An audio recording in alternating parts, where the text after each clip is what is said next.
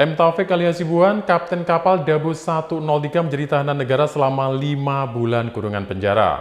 Terdakwa hanya dikenai dakwaan perbaikan kapal tanpa pemberitahuan kepada pihak Kesah Bandaran dan otoritas pelabuhan.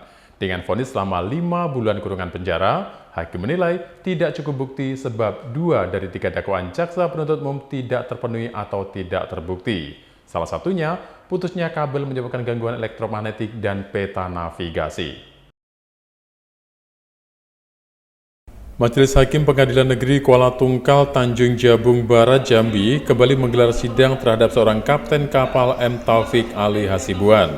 Dalam sidang agenda putusan itu, Majelis Hakim yang diketuai Rafli Fadilah Ahmad dengan 2 hakim anggota yaitu Richard Septiawan dan Dewi Aisyah menjatuhkan vonis terhadap terdakwa 5 bulan kurungan penjara.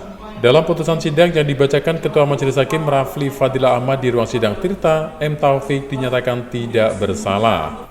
Hakim menilai tidak cukup bukti, sebab 2 dari 3 dakwaan jaksa penuntut umum tidak terpenuhi atau tidak terbukti. Salah satunya, putusnya kabel menyebabkan gangguan elektromagnetik dan peta navigasi. Sehingga, M. Taufik didakwa dengan dakwaan ketiga, yaitu perbaikan kapal tanpa pemberitahuan kepada pihak Kesah Bandaran dan otoritas pelabuhan dengan vonis selama 5 bulan kurungan penjara. Mengingat M. Taufik sudah menjalani masa tahanan selama 5 bulan kurungan penjara, sehingga dia akan segera bebas. M. Taufik alias Hasibuan merupakan nahkoda kapal Dabu 103. Dia ditahan selama 5 bulan di penjara atas kasus putusnya kabel bawah laut milik XL pada September tahun 2022 lalu. M. Taufik didakwa dengan 3 dakwaan sekaligus dan dituntut hukuman penjara selama 2 tahun.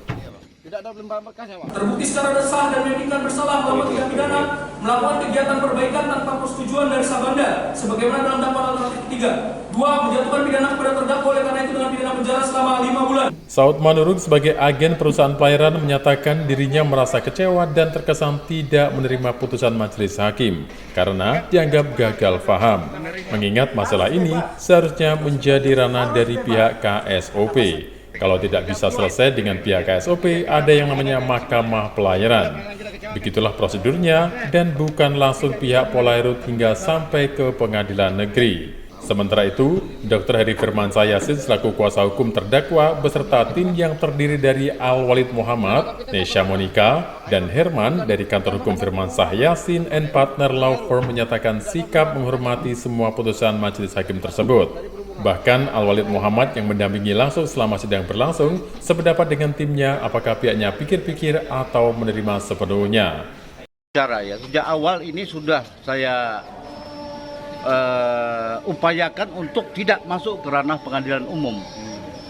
Harusnya ini masuk ke ranah proses yang ada di Undang-Undang Pelayaran. Ini yang tidak bisa saya terima. Disesalkan ya prosesnya nih ya? Saya sudah cukup lama berkecimpung di bidang pelayaran ini. Dan bahkan saya juga adalah akademisi. Ya, ini tidak seharusnya diadili di persidangan umum ini. Kalau secara pembelaan kita minta putusan bebas ya. Menyangkut dengan keputusan yang tadi itu kami akan berkoordinasi dengan Dr. Heri Firmansyah di Firmansyah Yassin and Partner Law Firm di Jakarta untuk dan terdakwa dan pihak-pihak terkait untuk membicarakan langkah-langkah hukum selanjutnya. Dari Tanjung Jabung Barat, Jambi, Tim Liputan Nasional TV melaporkan. Dari mana, Pak?